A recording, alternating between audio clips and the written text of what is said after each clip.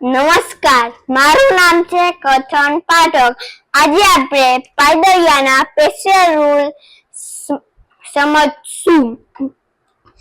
જ્યારે વ્હાઇટનું પાયદળિયું 5મી લાઈનમાં હશે ત્યારે બ્લેકની પાયદળિયું 7મી લાઈનમાં હશે ત્યારે ઈ કન્ડિશનમાં બ્લેકનું પાયદળિયું B6 માં આવી જશે.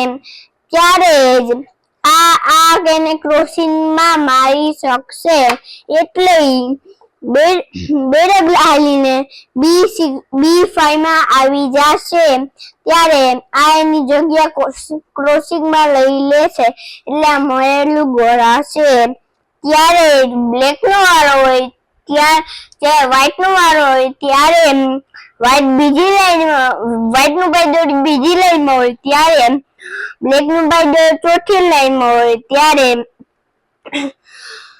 વ્હાઇટનું પાયદળિયું G3 માં આવે ત્યારે જ આ બ્લેક ક્રોસ કન્ડિશનમાં આને મારી નાખશે.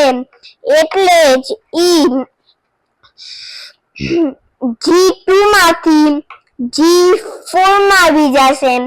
ત્યારે જ આ ક્રોસિંગમાં એની જગ્યા લઈ લેશે એટલે આ વ્હાઇટ મળેલું ગોળાશે. Thank you.